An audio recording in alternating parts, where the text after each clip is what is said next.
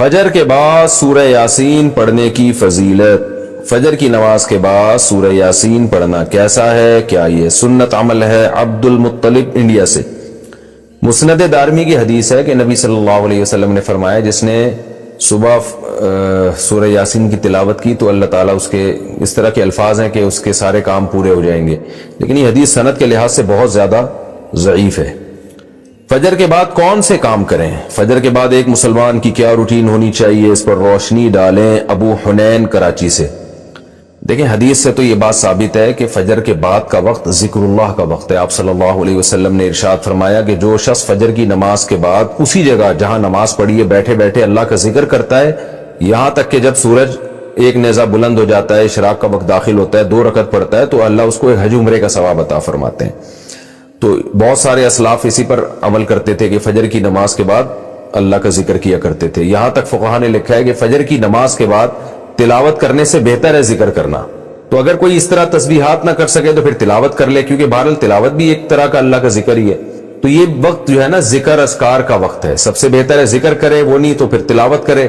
تو لیکن واجب کچھ بھی نہیں ہے اس میں، تو اگر آپ فجر سے پہلے کر لیں ذکر، فجر سے پہلے کر لیں تلاوت تو بھی جائز ہے۔ تو شریعت میں آپ کو اس کا اختیار دیا ہے، لیکن فجر کے بعد سونا فوراً یہ بہرحال شریعت میں ناجائز حرام نہ بھی ہو لیکن ناپسندیدہ ہے۔ بہت سارے اسلاف سے اس کی کراہت منقول ہے۔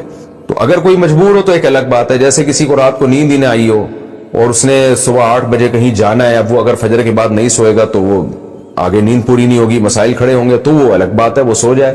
لیکن نارملی فجر کے بعد سونے کا معمول بنا لینا یا بلا ضرورت یہ کام کرنا شریعت میں پسندیدہ نہیں ہے۔ بہت سارے اسلاف نے اس کو ناپسند کیا ہے کیونکہ مبارک وقت ہے، اللہ اللہ کرنے کا وقت ہے۔ کچھ نہیں آپ کرتے، ایکسرسائز کر لیں اس وقت، صبح واک کر لیں جا کے، اچھی ہوا ہے، تازہ ہوا ملے گی آپ کو، جاگنگ کر لیں اس وقت جا کے، پورا دن آپ کا اچھا گزرے گا۔ تو یہ اس قسم کی ایکٹیویٹیز کرنی چاہیے۔ اور دوسری بات نبی صلی اللہ علیہ وسلم نے فرمایا بورک لامتی فی بکورہا، اللہ تعالیٰ نے میری امت کے کاموں میں برکت رکھی ہے صبح کے وقتوں میں۔ تو جتنے بھی کام جو صبح کے وقت میں کیے جائیں اس میں اللہ نے برکت بہت رکھی ہے۔ تو اس میں ایکسرسائز بھی کی جا سکتی ہے، اس میں پڑھا بھی جا سکتا ہے، کاروبار بھی کیا جا سکتا ہے۔ لوگ کہتے ہیں ہم اس وقت کاروبار کیسے کریں، دکانیں بند ہوتی ہیں، تو بھائی کاروبار کی پلاننگ کر رہے ہیں اس وقت بیٹھ کے آپ، ٹھیک ہے، دکان نہ کھولیں، کوئی ہے ہی نہیں کسٹمر آپ کو۔ کراچی میں تو آپ صبح اگر بیٹھیں گے دکان کھول کے ایک بندہ بھی نہیں ملے گا۔ لیکن ہمارے ایک دوست نے ایسا کیا، دوست تو نہیں جاننے والے تھے، انہوں نے کیا کیا، انہوں نے کہا کہ میں فجر کے بعد دکان کھولوں گا، تو اعلان کر دیا کہ جو کسٹمر فجر کے بعد آئے گا خصوصی ڈسکاؤنٹ ہوگا ان کے ساتھ۔ تو اس میں لوگ اس بہانے جلدی جلدی جانے لگے، تو وہ ان کا اتنا رش ہو گیا کہ ان کا اس طرح سے کاروبار میں جو نقصان ہو سکتا تھا اس کی تلافی اس طرح سے ہو گئی۔ تو بہت سارے طریقے، انسان جب کھوپڑی استعمال کرتا ہے تو طریقے سامنے آتے ہیں، اور کھوپڑی استعمال بھی فجر کے بعد بہت اچھے طریقے سے ہو جاتی ہے۔ بلکہ سردیوں میں تو فجر سے پہلے آپ کو کھوپڑی استعمال کرنا شروع کر دینی چاہیے، کیونکہ سردیوں میں راتیں بہت لمبی ہوتی ہیں۔ تو یہ وقت جو ہے نا انسان کا دماغ بہت فریش ہوتا ہے اور اس وقت بہت اچھا سوچ سکتا ہے، پلاننگ بہت اچھی کر سکتا ہے۔ تو یہ کام فجر کے بعد یا فجر سے پہلے یا فجر کے بعد یہ کام کرنے چاہیے۔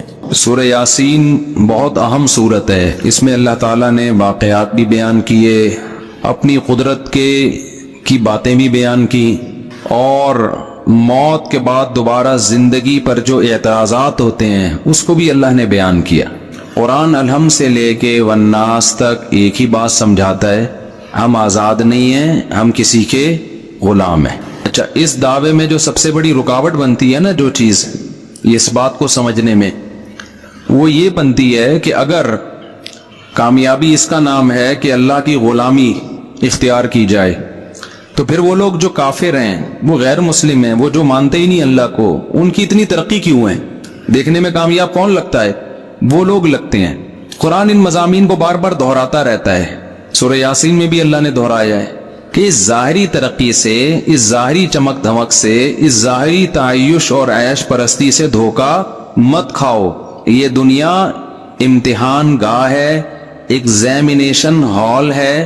ایگزامینیشن ہال میں رزلٹ اناؤنس نہیں ہوتا، رزلٹ کی اناؤنسمنٹ کے لیے اللہ نے آخرت کا دن رکھا ہے، آخرت قائم ہوگی، تو اس کے لیے اللہ نے عقلی دلائل بھی دی۔ عقلی کا مطلب وہ دلائل جو کھوپڑی میں آتے ہیں، اور نقلی دلائل کہتے ہیں جو نقل، یعنی جو واقعات ہیں کہ کیسے کیسے پیغمبروں نے قوموں پہ محنت کی ہے، لیکن ان قوموں نے کیسی نالائقیاں ان کے سامنے کی اور کیسا ان کا برا انجام ہوا.